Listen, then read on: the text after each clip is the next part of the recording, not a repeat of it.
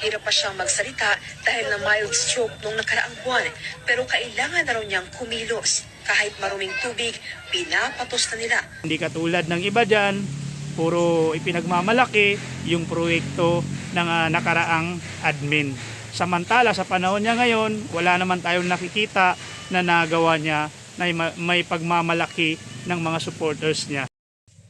Grabe mga boss, ang lakas talaga ng bagyong Inday. Talagang dito sa Mindanao, dito sa amin, ay napakaraming mga tinamaan, no, ng itong bagyong Inday na to, na kung saan talagang naramdaman nila yung lakas, no.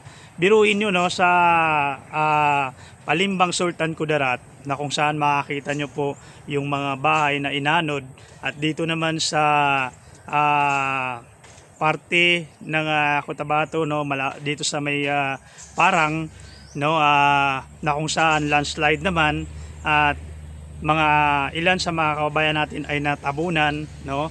At dito naman banda sa Maguindanao, no, Maguindanao del Norte, na kung saan may mga tinamaan ng baha, no, may mga tao din na nadala ng baha, no. So patuloy pa rin nila hinahanap, no, yung ibang mga nawala, no, hinahanap pa rin nila. At eto nga mga boss, no, sana kasi ngayon medyo hindi na umulan, no, ambon-ambon na lang at umaaraw na. So sana umalis na, lumabas na yung no, yung bagyong Inday. So talagang napakalaking pinsala din dito sa Mindanao, no, dito sa amin. So ipagdasal natin, no, na lahat ng mga kababayan natin na naapektuhan nitong bagyong Inday, na mabilis silang maka-recover, no, at mabilis sila makatanggap ng tulong mula sa gobyerno, no, sa pamumuno ni PBBM.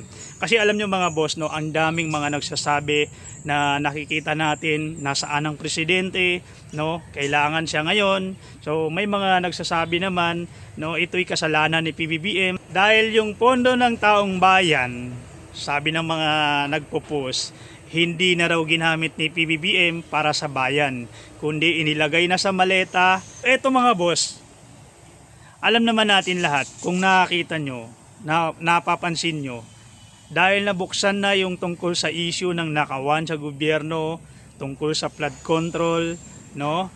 So dito, sinabayan tuloy ng ulan, sinabayan ng baha, sinabayan ng lindol, para makita ng bawat Pilipino yung mga hindi solidong proyekto, kalsada, tulay, building, no, yung mga talagang proyekto ng gobyerno na hindi solido yung pagkagawa, sinubukan ngayon ng kalikasan.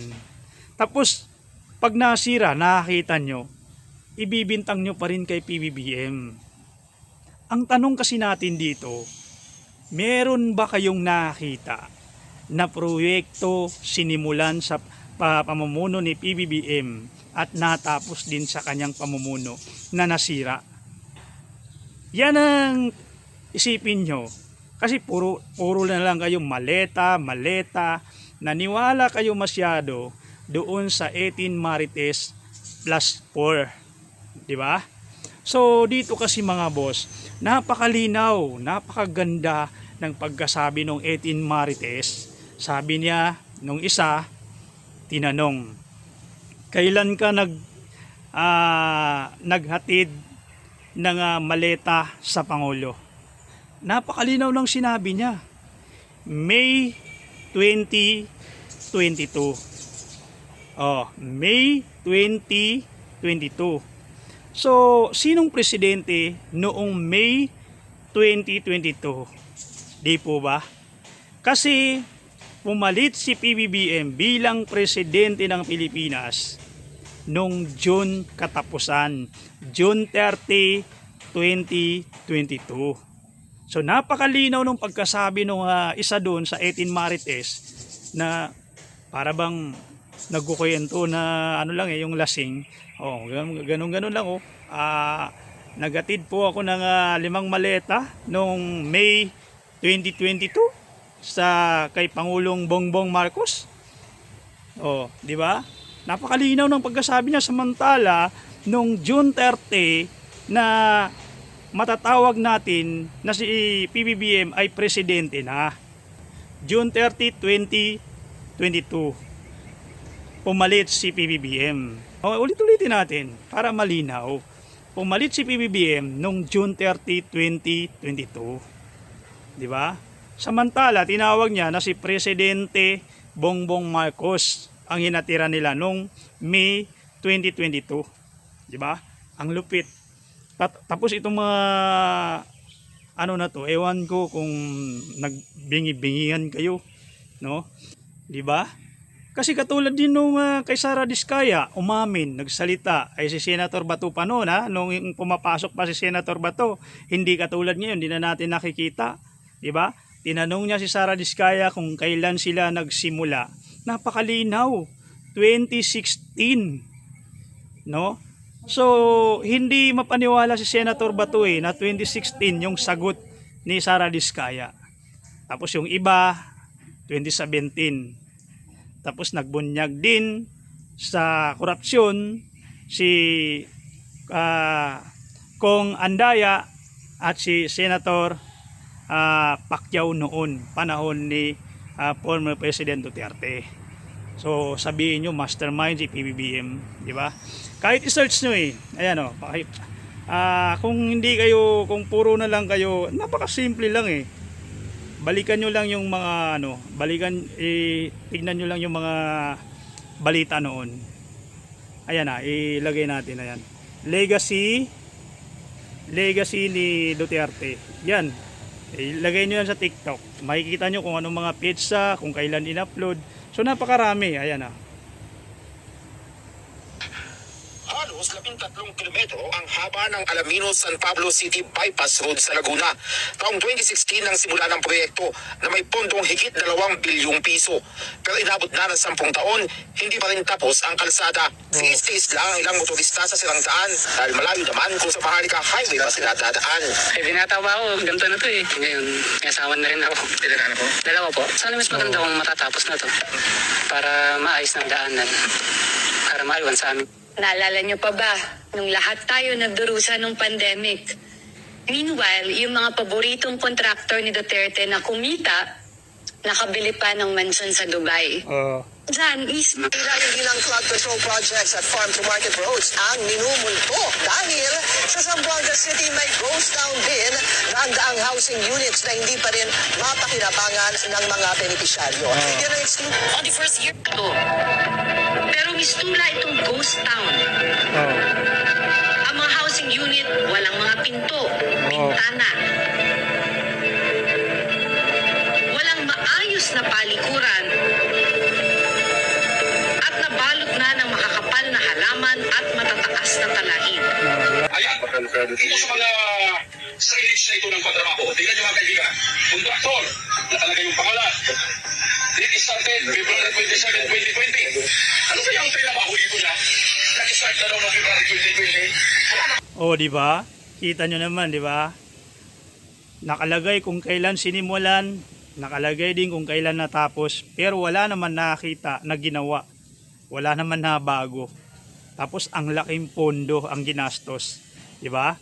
Tapos sasabihin nyo kay PBBM na mga palpak ngayon, nakakatawa kayo Tapos isa pa, sabihin nyo na mabagal, no, walang tulong mula sa kay PBBM sa mga nangyayari ngayon. Aba, pakinggan natin to.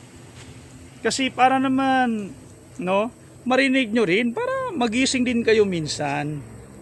Galit na galit ang ilang residente ng Surigao City sa mabagal daw na pamamahagi ng ayuda ng lokal na pamahalaan doon. Problema rin ng kuryente na aabutin pa raw ng 3 buwan bago maibalik. Nasa frontline ng balitang yan si Jem Avancenia.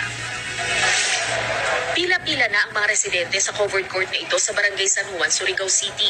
Lahat sila naghihintay maambunan ng ayuda. 5 araw kasi matapos ang pananalasa ng bagyong Odette, wala pa rin silang natatanggap na tulong. Kaya naman marami sa mga binagyo, aburido na. Kahit malang sana yung mga canned goods. Kahit mga dilat na lang yan. Laking tulong na rin po yan sana kung meron. Pantay-pantay ang pagbigay.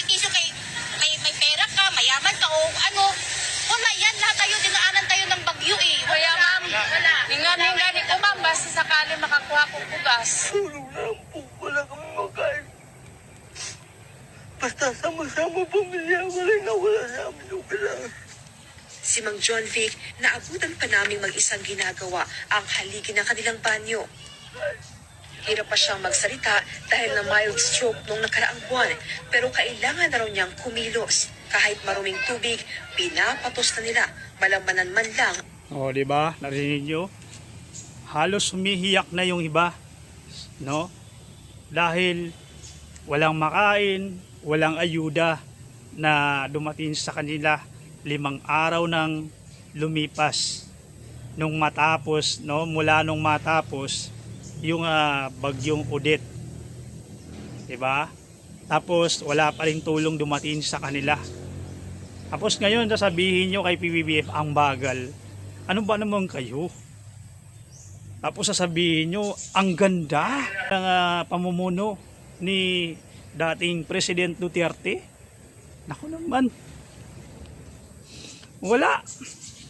Huwag nyo kasi isisi lahat kay PBBM. Lalong-lalo na ngayon, yung mga proyekto na nasisira ng baha, nasisira ng bagyong Inday, ay huwag nyo naman sabihin na kay President Bongbong Marcos yan.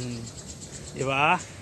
Oh, kita nyo nga, si Inday pa lang, no, yung sumira sa mga proyekto, yung mga project, no, ng dating mga admin. Tapos ngayon kay PBBM nyo isisi. Nako, ang hirap niyan. Ang pangit kasi dito, sinasabayan nyo lang yung mga issue na pinapakalat nila. Hindi nyo na tinitignan, no, hindi nyo ginedcheck kung ano ba talaga ang katotohanan, di ba? So bukod pa ron mga boss, ang dami namimerso na sa akin na may mga nagbabanta. Tapos sabi, bakit daw ipinagtatanggol ko si PBBM. So eto, no, klaruin ko lang sa inyo. Ako hindi po talaga ako loyalista. So sa madaling salita, sinusuportahan ko kung sino man ang makaupo na presidente ng Pilipinas na may magandang pamamalakad. Diba? Yun kasi ako eh. Kapag nakikita kong maayos, maganda, so yun ang sinusuportahan ko. Pag hindi maganda, hindi nyo akong makikita. Hindi nyo akong makikita na susuporta sa gobyerno. So dito kasi kay PBBM, hindi ko siya ipinagtatanggol. Siya mismo ang gumagawa. Siya mismo ang nagtatanggol sa sarili niya. Kahit na tahimik siya, no, siya mismo ang gumagawa niyan. Kasi pinagtatanggol niya ang sarili niya sa pamamagitan ng mga proyekto, programa na itinutulong niya sa Pilipinas, sa taong bayan. So, diyan pa lang, no? So, malaking bagay na 'yan para isabihin, para isiwalat natin na tayong mga nakakita kung ano talaga yung ginagawa ng Pangulo. 'Di ba?